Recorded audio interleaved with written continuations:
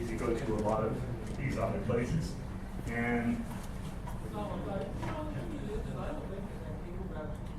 I was showing you the portable KX3 that I have over here, Aircraft. How many are you familiar with the company Aircraft? Most of you are hams or related to a ham or involved with a ham or have to suffer with a ham. Thank you, Ben. But when this came out, I said, hey, this is perfect because my home station, I don't have a lot of time to use. So, with this I could travel it. It's basically self-contained. And it's not going to raise too much suspicion. And also if I'm traveling to a place that is a little hostile, like Guinea in West Africa, it's something that if I have to get out of there fast and leave something behind, it's not going to break the bank. I mean, I don't want to leave it behind, but there's circumstances where you want to get out.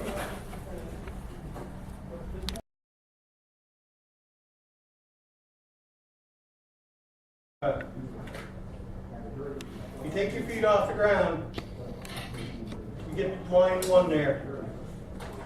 You now put yourself in the way of more danger than you usually are at. And when you put yourself in danger, you need to make sure you're careful about it. You can mitigate I can say you can mitigate most of the risk. Some risks that you can't mitigate is that it's not frequent, but occasionally towers just fail. You don't know about a defect, but you can certainly get a lot closer. These commercial tower climbers had a bad run through the 2000s. And you say, well, it's not a big number. It's a big number when there's only 10,000 people in the business. They had 18 of them in, what was it, 2006? They trying to remember what went on. I think it was quite an outcry, when these guys were getting clipped off, or and it's sensational. It makes the news and everything like that. But I think, what is it? The logging industry and maybe arborists triple check everything. You've got things worked out. Go slow. Unhook yourself. I want to tell you, the positioning and lanyard go is really important, in my opinion. One you can adjust easily. The trouble is, the reason I'm doing that thing's over $200. We can barely buy them for less than 180 bucks. Interesting enough, what I'm doing here, I wanted this extra line, and this is expensive line. This is what you buy at arborists to have it. It's very nice line. It's made by Samson or somebody. It's, don't buy Chinese line.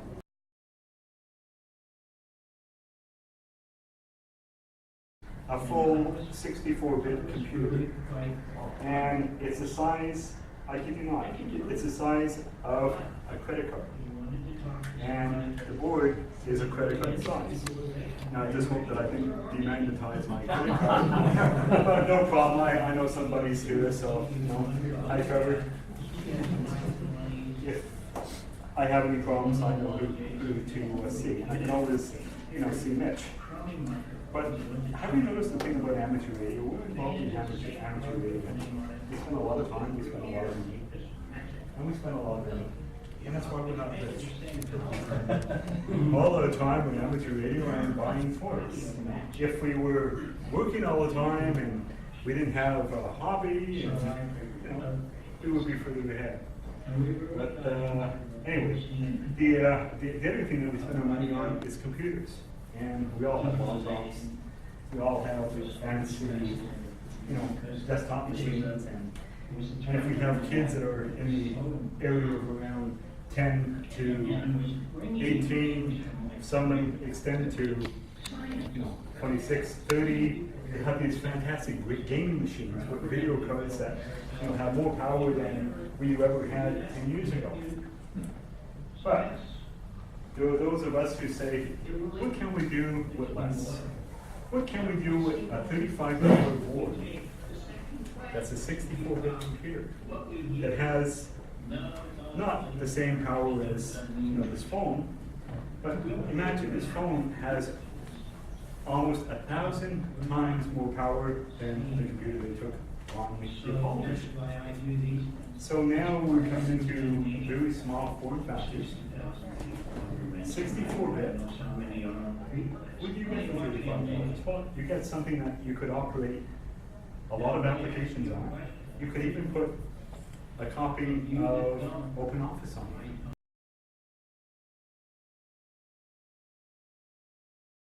And what I'm doing and all that kind of good stuff.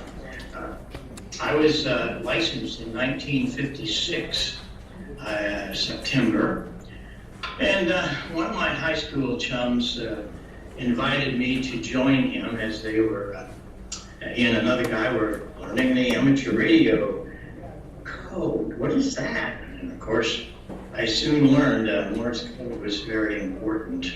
So we started the we started the whole deal with all of that. It was it's been a real trip, let me tell you. Let's see if I can get some of these. At the time I was doing that, I ended up being the substitute organist at the Fox Theater in St. Louis, and I was very fortunate. I had been playing a few years, and the organist there needed help, and we're talking about big Wurlitzers.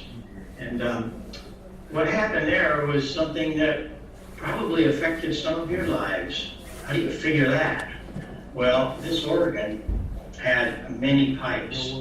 We're talking about 5,000 from 1 inch to 32 foot. They all had to be tuned and voiced because the organ hadn't been played in 20 years.